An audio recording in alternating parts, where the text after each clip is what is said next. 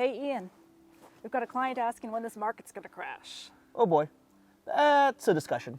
Let's go grab some coffee.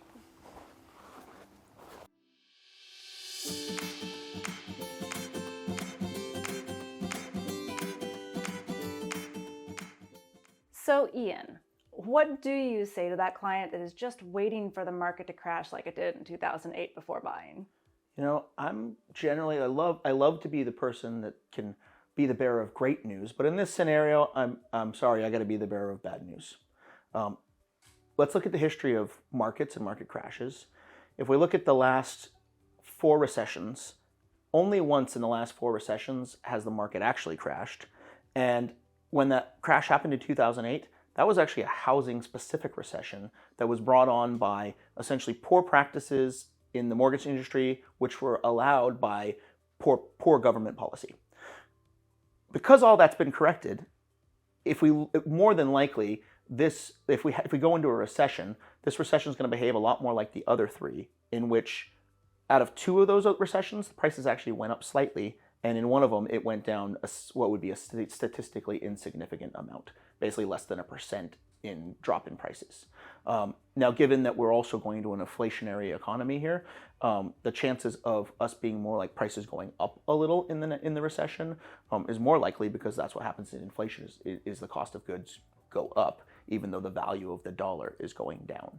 So the reality is the market's probably not going to crash.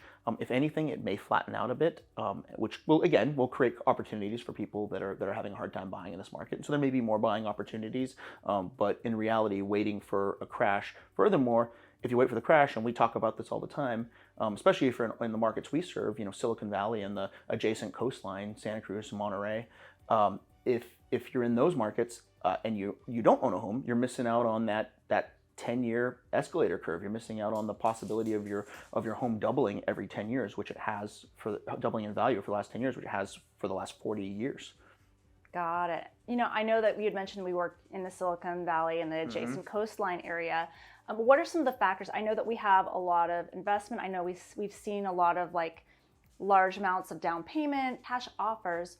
How does that play into our specific market circumstances?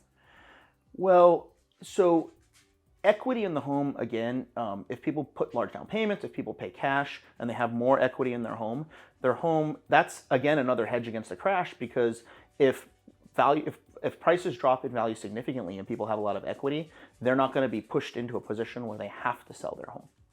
So, that being said, there is one other piece to talk about with market crashes.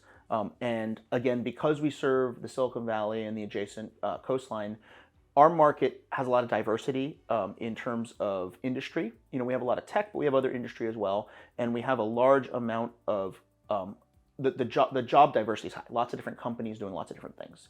The one place where I could see a potential market crash would be not on a national level, but there could be local market crashes.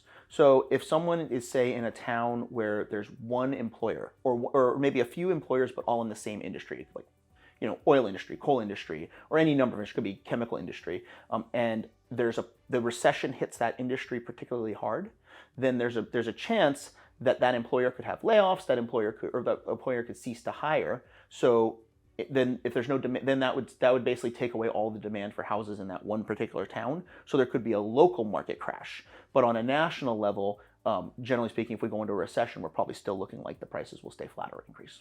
Got it. So I know that we're here and we're available to help folks who are looking in that Silicon Valley area, the adjacent coastline.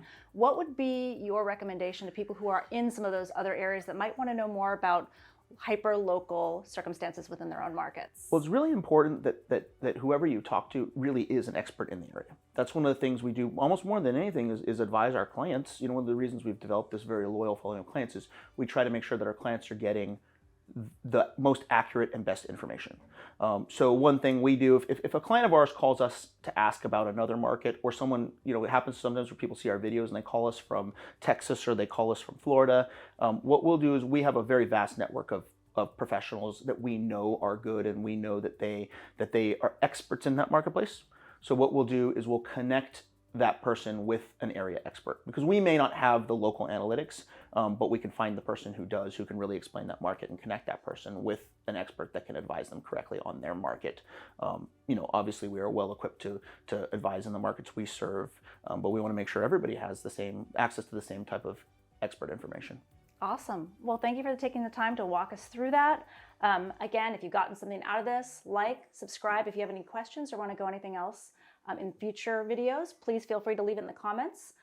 I'm Laura Batra. And I'm Ian Batra. And this was Coffee Talk.